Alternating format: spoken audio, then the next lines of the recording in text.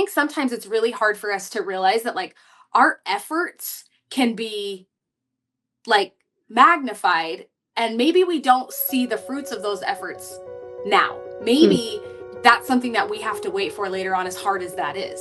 But I think the important thing here from Sariah's lesson is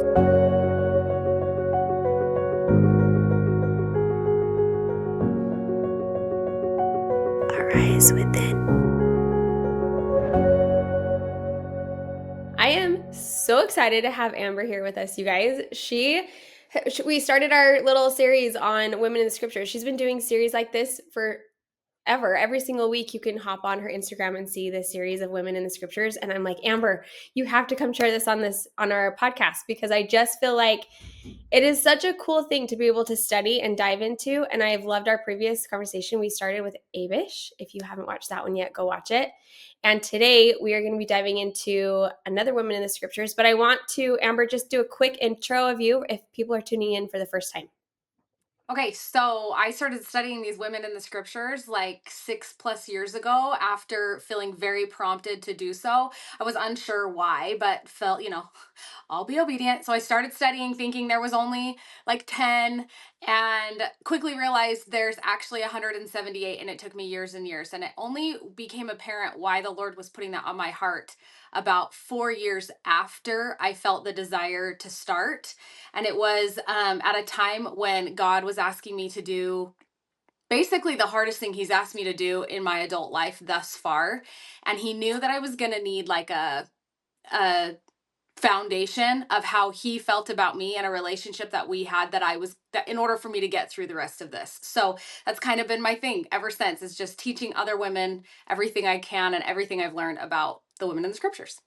I love it. And I love so much. I remember when we first talked about this, you were like, guess how many women are in the scriptures? And all of us were like, our little group of friends were like, 7? Yeah, our numbers were like minuscule. It's Yeah. just crazy. And it's so cool, like how you can learn so much from just the little verses and the little snippets that were given with these women. So I love Mhm. that. We are diving into Sariah today. I'm stoked. I'm like, I love her. This has been so fun. So Me what too. Amber does is she'll send me the scriptures, and I'll link these in the notes for you guys to study. But I've been studying them so we can kind of have a conversation about it. But I would love for you guys to jump into these scriptures too. I'll put them down there for you to see. And then we're going to dive into it. Also, teach us about Sariah, Amber. Okay, so we find Sariah in the book of Nephi, in the Book of Mormon. So Sariah is married to the prophet at the time, and she has children who are just like any of our children. They fight and they don't get along sometimes, but they like care about each other. Anyways, her husband has a vision given to him from God that tells him that he needs to get his family out of Jerusalem where they live and get into the wilderness. Now, in Jerusalem, they had a lot of money. They had a large home. They were comfortable. They'd lived there. She'd raised her children there. And so she was being asked essentially to like get up and leave all of those comforts to go into the wilderness. Now, I realize we've just started this series and I may be new to some of the friends here on this podcast, but I am not outdoorsy. I describe myself as being indoorsy. So if my husband comes to me and says, "Hey, we got to go live in a tent," I'm like, "Have a good time. Bye." not not coming. Anyways, so she has the faith to follow her husband's um, you know, discussion from the Lord. And she does. She leaves all of her comforts and she goes into the wilderness with her children.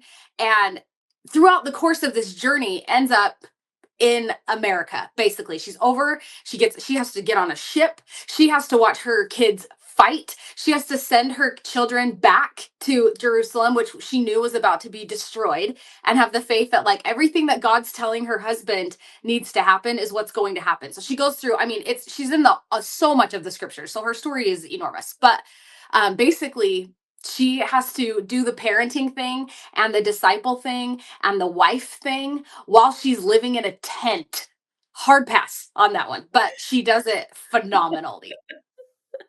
I love her. This has been cool to study because I feel like it's almost like we kind of know her in a way, just from like the Book of Mormon. That's like the first thing you read about every single time is about Nephi and his family.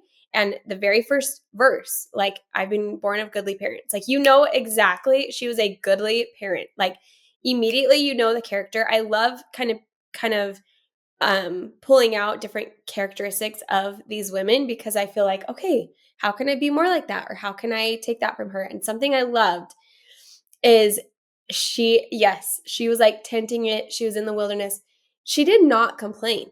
Like, she was I just read those and I can remember which verse that was the first thing I wrote down of her, is like she was being she was being not dragged through all this, but kind of like she just had to be like, okay, like, here we go. And not one complaint ever. And I'm like, obviously, maybe she complained in private. I don't know. I would complain. I would complain, but I love so much the characteristics. I wrote down she did not complain. It talked about her strength. I loved learning about her strength. Obviously, if she's having to do that, she has so much strength. But what I love, I think, most is she was resilient. And she talks about her emotions. It talks about how she was sad, or if she was happy, or she cared so much about her boys. Like, you can tell her motherly, like, I feel like I know her a little bit, because it's like, you know what a mother feels like. You know what it feels like to be the wife of someone who's maybe busy with their work or whatever.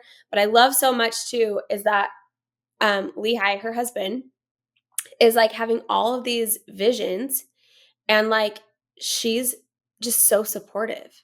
Like, she is just like the backbone of everything. And I think so often, like, I was thinking through this when I was studying this, I love so bad. I mean, so right now, well, a few years ago, I was the Stake Young Women's president, and Shay was kind of the backbone of making sure home was good and our little boy was taken care of and everything. Fast forward, Shay's the bishop now. And it's like, I have to kind of be the backbone of making sure our family's good and our kids are good. And I think Sariah was that. I think she was the backbone of everything happening. And maybe it was more like behind the scenes, but I think there's something, I have like chills thinking about that, because it's like, I know behind the scenes. I know like what it takes to have like to feel called with different things, whether it be your spouse or whatever, to be the one at home. That's the harder job. And I look at her and I think, man, I love Lehi. I love his visionaries. I love that he's like a visionary man. I love so much that he's incredible. But I love so much learning about her, because that behind the scene role is freaking hard.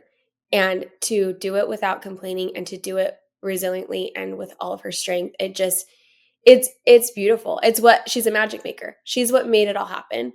And we praise so much of Lehi, which I agree, he's amazing. I think we forget what's happening behind the scenes, and it's her. And I love that. Yes. I love that as we see her story, like, so kind of piggybacking on the idea of that backbone, you know, Lehi is like receiving revelation and doing all these things. He's still a father, and we know that he like is very involved in the lives of his children. Um, but really, like, her job is going to be making sure that those children are taken care of, that they're taught. Like, they don't get to rely on going to church to be taught, right? So it's like Sariah's job is to make sure that she has her own faith and testimony, and then take the time to teach that to her children. Mm-hmm.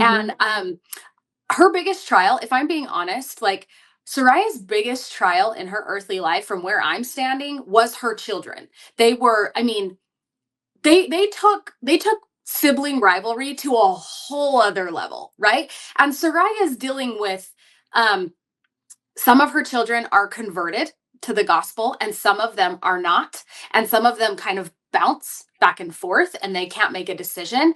And so if you are a parent who, has children who can't decide what their faith looks like, or has turned their back on their faith, Sariah is a real good example of how to navigate that, because the whole entire time her children are, continuously just like breaking her heart over and over and over again. And I mean, at one point, they're on a ship, and her sons have tied up the one son who's righteous and keeping everybody safe.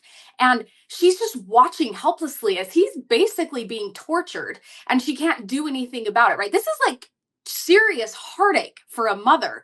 And not one time does Sariah turn her back on her children. Not once. She never wrote like withholds love from them. She never says like you don't believe the same thing that I do and so you're out. You aren't living the way that I think you should live, so you're out. She doesn't. She is like so in on her faith. She understands what it means to have charity and to like rely on the Lord all the time. And she demonstrates that again and again and again.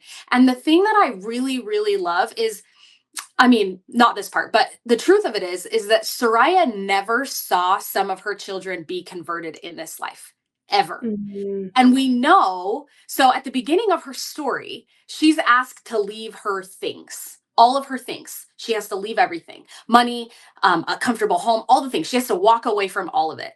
And I don't know if you've ever had to go through, like, after somebody you love has passed away, and you have to go through and like de-junk and get rid of all of their things and like clean out their house. It's a lot. Like, why do we do that? Why do we accumulate so much crap? Yeah. But we Yeah. do, right?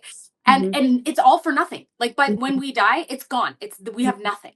Mhm. And we know that what we do have when we die is knowledge and faith. We get to take those things with us, right? So Sariah learned really early on what was most important and what wasn't, and to teach that to her children. Now, going back over to the fact that her children were never, some of her children were never converted in this life, they continued on to the next life with the knowledge that they were taught by their mother. So Mhm. while she didn't get to see their conversion or didn't get to see them live a life that she knew they were capable of or that she believed in or that she wanted for them, her continued example sent them into the eternities where they could continue to be taught, having already had a basic knowledge because of the things they saw her do, the things that she, said and did and taught them through her example, but also her word. Like, how hard is it going to be for somebody to get to the other side where we're going to be taught and be able to learn the true fullness of God's plan, and still have I firmly believe we're still going to carry our opinions and our faith levels and everything. We're going to take it with us. And so, why would somebody, even though, you know they get up there and they're like, okay, you're going to teach me all of these things and I still get to choose if I'm going to buy in, and every experience that I had on earth with a mother who was supposed to love me was negative while she was preaching the love of God, I don't know that I want any part of this. You know what I mean? Mhm. She Mhm. her efforts, I think sometimes it's really hard for us to realize that like our efforts can be like magnified, and maybe we don't see the fruits of those efforts now. Mm. Maybe that's something that we have to wait for later on, as hard as that is. But I think the important thing here from Sariah's lesson is that she never turned her back ever on those kids, no matter how much they probably deserved it. She still was just like, you know what, like, they're mine and I love them. And that is a really good example to me of a parenting, but also just like what God's love is, right? Like, Mhm. how many times are his children just like constantly turning their back on him? And every time they turn around, he's still right there. Every time. So true. It's so Mhm. true. I love that. I love so much that thought too, like, and it's so cool to talk about this because we each pull out different things, but I love that, like, to you, it's the relationship with our kids, and you can, like, that is showing over and over and over again, and this whole time I'm reading it thinking of, like, more relationship with our spouse, like, over and over and Yeah. over again, and I find that so interesting that, I mean, it both of those things are there.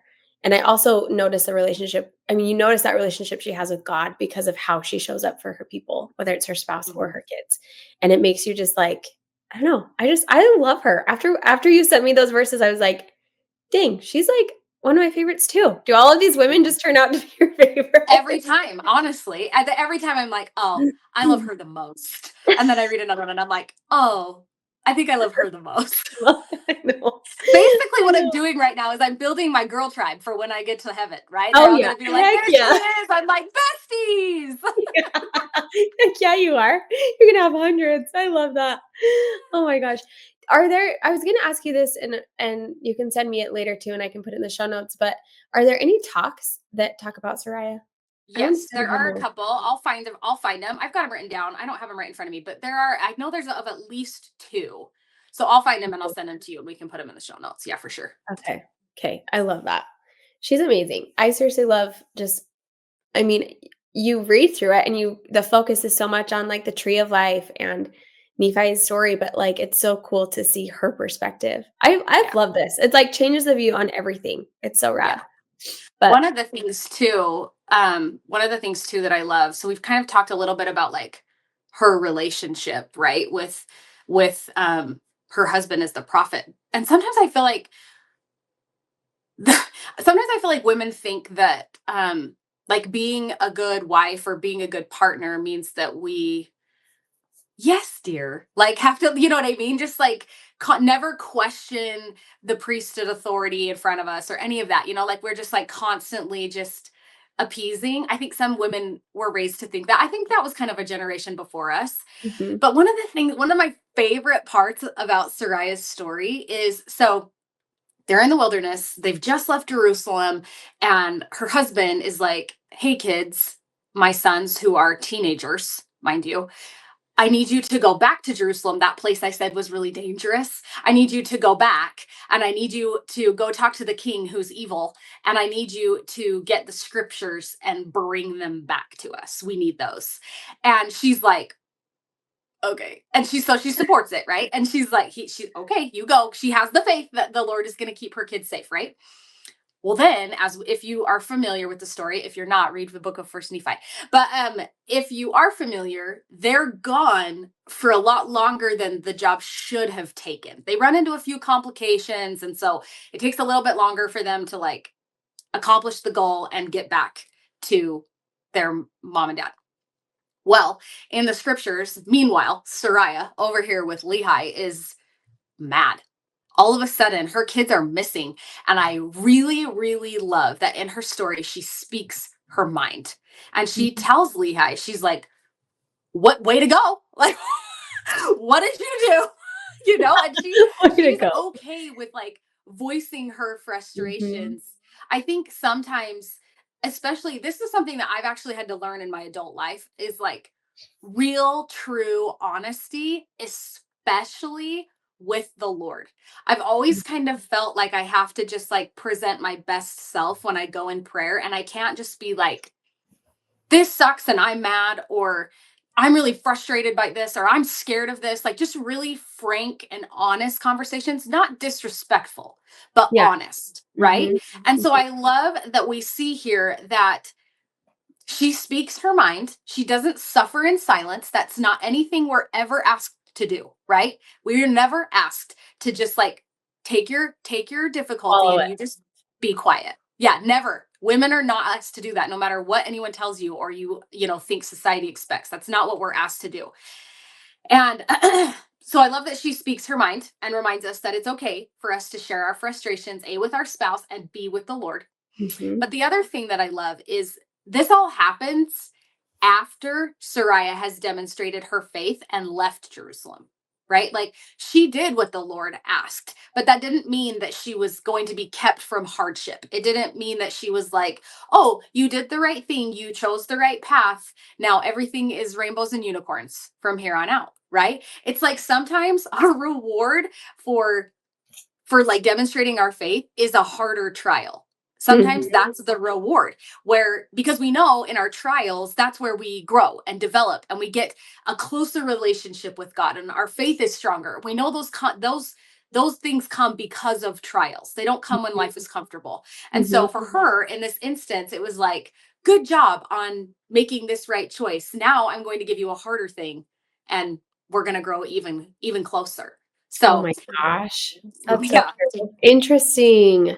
That's crazy. I love that how you said we're not asked to just swallow, like, we're not asked to just be quiet, and I think the biggest, most, like, what's the word?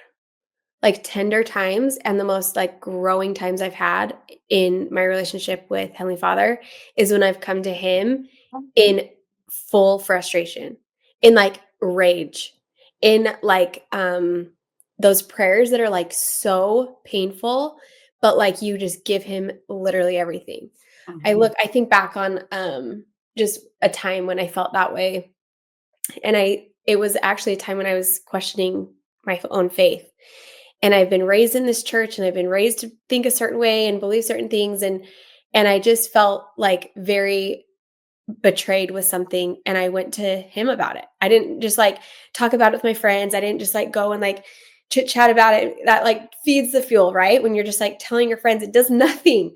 But when you can go to him in prayer and be like, guess what? I'm pissed. Like I have blah, blah, blah. And you like tell him exactly how you feel. Those prayers have been the most sacred experiences I've ever had. And for me, I had to kind of put church right here and God right here and talk to God about the church and Mhm. talk to God about like I had to have it a little bit separate because I had to say like for Shay, my husband, church and God is very intertwined. And I love that. I think it's beautiful for him. It's how it works for him. And I think it's great. For me, I have to talk to God about church. And I have to like, it has to be two separate things because my relationship with God is so much more than just the church. So I had to really hone in on him and say, guess what? I am so mad at like, why is this happening? And why is this happening? And like, help me. Like, I do not understand it. And it was like the second I could talk to him, the second I could say why I was mad at the church or why I felt certain ways about the church, it was just like this big hug of like, Aubrey, it's okay. Like, Mhm. it's okay that you're mad. It's okay that you have like heartbreak right now. You don't have to like be perfect and show up at my church and have it be exactly how you think it's supposed to be, because what's happening right now is like stripping down of everything you believe and truly and finding out what that is for you. And it doesn't have to be this platter of a church sitting right here. It can be very messy and diving through all the different questions and being mad and bringing the rage to it. But he just like enveloped me in this hug of just like, listen, I'm still here. The church is still here too, but I'm still here above everything, and let's work through that together. Yeah. And having moments like that with God to me have been like the foundation of my relationship with him, because he takes me as I am, whether I'm depressed, whether I'm ragey, whether whatever it is. I mean, those times in my closet when I'm just like begging for things or am so brokenhearted by different life trials, I just feel like that is when he embraces me, and that's when I can come to embrace him. Mhm. Well, if you think about any relationship in your life ever, if you only share the good things and if you only keep your conversations surface level, that relationship will never grow stronger ever. Right? Like you think about the people that you're willing to open up and share those heartaches with that are like physical, you can see people in your life. And those are the relationships that are like really, really strong, right? Mhm, The relationship you have with God is no different. So if you were to go and only present like surface level things and just have a conversation for the sake of having a conversation, right? Like I'm just checking in for the day, you're mhm, not going anywhere. You're not strengthening a relationship with him. You're not learning how he feels about you. You're not testing him for to see if the promises he's making you are real. You're just staying surface level. So if mhm, you want to be able to have a deeper relationship and you want him to prove to you that he sees you, I see you where you are. It's one of my most favorite parts about studying the women in the scriptures is so many times in the scriptures, the men are told, even Nephi, her son, when Nephi goes to build a boat, the very first thing that God tells Nephi to do is meet me in the mountain. You come up to me up here in the mountain and then we'll talk. Every time God has a conversation with a woman in scriptures, he goes to where they are. Every time he comes to them. And we can't let him prove to us that he sees us in our struggles if we're not willing to tell him, if we're mhm, not willing to like open that door and maybe get a little vulnerable, just like we have to do with every other relationship in our lives, right? We mhm, cannot have a deeper relationship if we're unwilling to get vulnerable and be honest. And I Mhm. love that she shows us that. Sariah shows us that it's okay.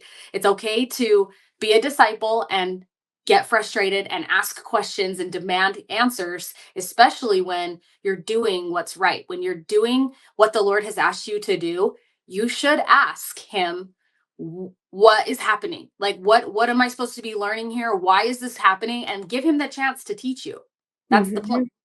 I love that. I love that so much. Why do you think that he does that? He has men climb mountains, but he goes to women. I think because, well, do you want my honest thought? Yeah. I do.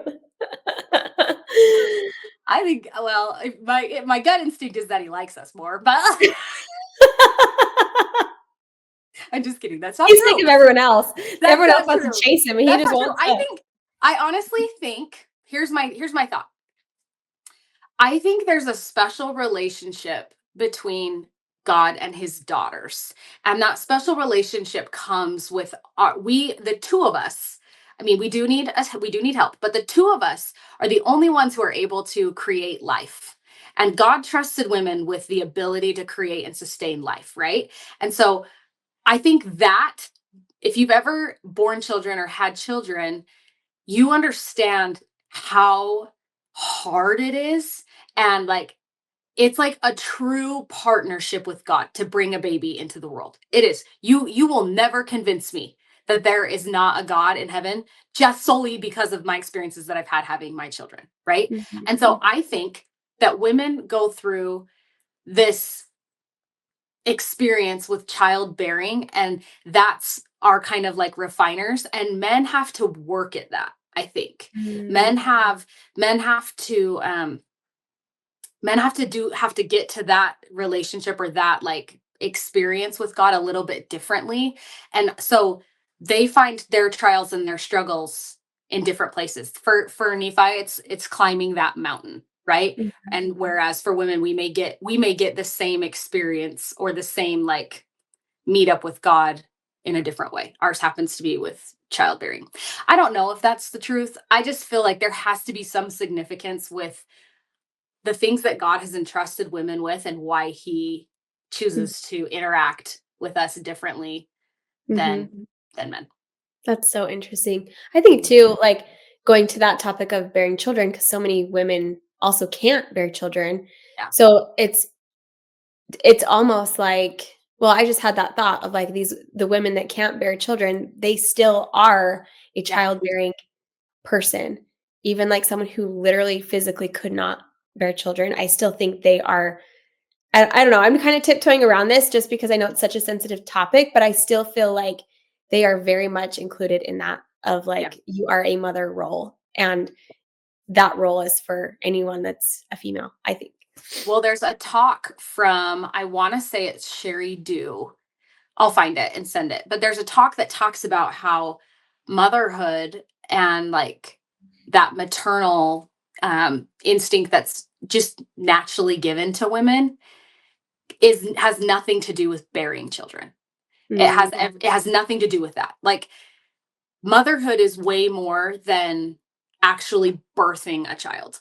And mm, any mother who has ever cared, or any woman really, any woman who has ever cared for anyone else understands that role. It's a caretaking role, a nurturing role, mhm, right? And we go about like we go about fulfilling that role in all different ways. Sometimes it's by bringing souls to earth. Sometimes it's by taking care of those souls that are brought to earth, maybe not by us. mhm. Sometimes it's by like taking care of neighbors and other people, but that role of motherhood and womanhood can be met in lots of different ways. I'll share that talk too, and then you can link it in the show Okay. notes 'cause it's a good Yeah. one. Yeah, I love that, and what a beautiful way to wrap up Sariah. Like, she is all of that, and just, like, you can see her relationship with her kids, but also with God, and it's special. It's, like, something that, like, I want to have. Like, I wanna have that where you just love her. You, like, wanna I just wanna, like, put her in this box and be like, "You are such an incredible mom." Like, she really, Mhm. truly is, and it's so cool to see her role in that motherhood and her trust in God that she had the entire time. Yeah. It's I so mean, the cool. woman had babies in the desert. Are you kidding? No. It's It's true. one thing to ask me to live in a tent, but To no. give birth in the desert. I know. I know. No, no, ma'am. It makes you wonder, why are we so lucky to live in this time and Because age? I God don't knew. God knew. He's like, Amber, you cannot handle that. know. You need grocery delivery and Amazon Prime. Yeah, yeah, exactly. I know who I am. Oh It's my okay. gosh. I know who Oh I my am. gosh. I love it so bad. You're the best. Okay, I love this. If people want to find more about women in the scriptures, where are they going? So they're gonna go to my Instagram, is where all of the content is gonna be found in my feed. Amber Joe Hodges. Joe is just J-O. And I also have a guided journal that you can purchase, either like a hard copy I'll mail to you, or you can do an e-copy, and you can find that on my website at It's so cool. It amberjoehodges.com. has like all the study things for it. So like anything you're seeing in our show notes, like it has it all laid out so you can journal with it and study. It's awesome. I love it. Mm-hmm. Yeah. Hey, you're the best. Also, is that your olive tree right there? Look at our Yeah. trees. Oh, thanks. Oh, I point in my camera thinking my hand's gonna come over into your camera. Oh, I'm We so just have a special. tree. Does it look like there's one tree in between us on Yeah. on your side? Uh-huh. Yeah, Well, no, no, there's no. It looks no, I can see that there's like one in my side and one on your. I keep pointing like I think it's gonna like my hand's gonna continue over. I love it. We just have an olive. Is yours your olive tree? It's an olive tree. It's Oh, not real, see? but yeah, it's a fake Well, olive tree. same. Same, because we kill our We houseplants. do. We do. Outside, I nail it outside, but inside plants, no bueno. Forget about it. Yeah. Okay, I love you, Amber. Thank you so, so much. We'll plan to see you next month. See you. Thanks. See you guys.